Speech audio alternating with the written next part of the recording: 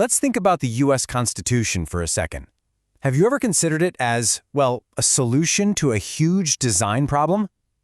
It's basically a blueprint, an instruction manual for a very complicated machine that's supposed to govern an entire nation. And here's the central puzzle the framers were trying to solve. They needed to build a government that was actually strong enough to work, to be effective, but not so powerful that it would end up crushing the rights of the very people it was meant to protect. It's a really tricky balance, isn't it? So their solution was this really elegant framework, a system built on 7 core principles. You can almost think of these as the government's operating system. You know, the basic code that tells it how to run and what it can and can't do. So let's go ahead and break down that code. First things first, we have to tackle the most fundamental question of all. Where does a government's power even come from? Well, the first part of their answer makes it crystal clear. It comes directly from the people themselves. And this brings us to our first principle, popular sovereignty. It's this simple, but at the time, totally revolutionary idea that the government's authority is created and kept alive only by the consent of its people. The power flows up, from the citizens, not down from the rulers. And you really don't have to look any further than the first 3 words of the Constitution. This is the ultimate expression of popular sovereignty. Think about it. It's not we the king or we the government. It's we the people. They are the ones establishing this whole thing. Okay, but obviously you can't have millions of people showing up to vote on every single law. That'd be chaos. So how do we the people actually do the ruling? Well, that's where the next principle, Republicanism, comes in. It's the practical way popular sovereignty works. We delegate our power to people we elect to represent our interests. And you see this in action on a massive scale with a presidential election. Every 4 years, citizens get to exercise their power by choosing a leader they believe can represent the whole country. That, right there, is republicanism on the grandest stage. All right, so the power comes from the people. Got it. But once the government has that power, what's to stop it from all collecting in one spot and becoming dangerous? Let's take a look at the internal safeguards designed to stop that from ever happening. The first big idea here is what we call the separation of powers.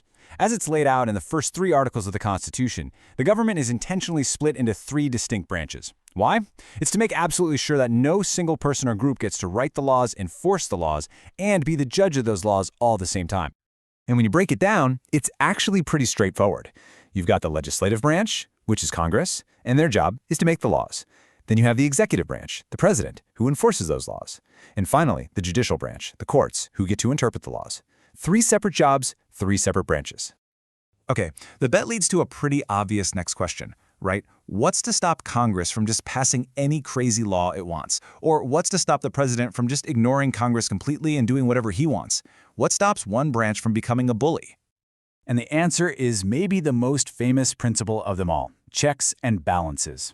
Each branch is given very specific powers to block or check the other 2. So the president can veto a law passed by Congress, but then Congress can turn around and override that veto. And the courts can step in and declare a law unconstitutional. It's this brilliant system of constant push and pull.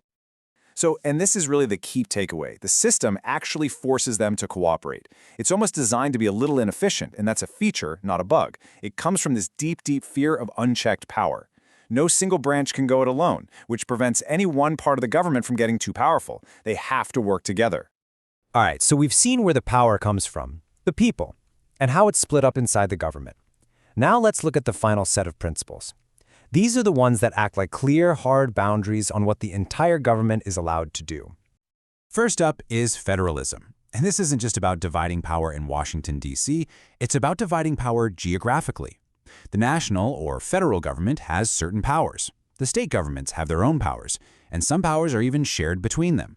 It's another whole layer designed to keep power decentralized. And honestly, the debate over where federal power ends and state power begins is still one of the biggest arguments in American politics today. Next up, and this one was absolutely non-negotiable for the founders, is the principle of limited government.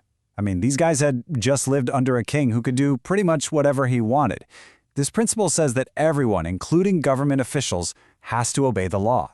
If a power isn't specifically written down in the Constitution, the government doesn't have it, period. And here's the simplest but most powerful way to think about it. The President of the United States can't just go out and rob a bank and get away with it. The rule of law applies to everyone, equally. Your job title, no matter how powerful, doesn't give you a free pass. And that brings us to the ultimate boundary: individual rights. The Bill of Rights, those first 10 amendments to the Constitution, basically draws a line in the sand. It tells the government this far and no further. For a lot of the states, adding these protections was the only way they'd agree to the Constitution in the first place. It was a guarantee that our personal liberties, things like freedom of speech and religion, would be protected from the government. So, okay, we've gone through all 7 principles, but this isn't just some dusty old history lesson. This system, this operating system, is running in the background of your life every single day, whether you notice it or not. I mean, really think about it. Every time you vote for a mayor or president, that's Republicanism. When you drive across state lines and the speed limit changes, that's federalism. When a public official has to face legal consequences for their actions, that's limited government. And every time you post your opinion online, you're exercising your individual rights. It is everywhere. So here's the thing that really ties it all together. None of these principles works on its own. They're all woven together, like a web, designed to hit that one central goal: to create a government that is strong enough to work, but not strong enough to threaten the freedom of its own people. And that brings me to one last thought for you. This operating system, this framework we've been talking about, is well over 200 years old.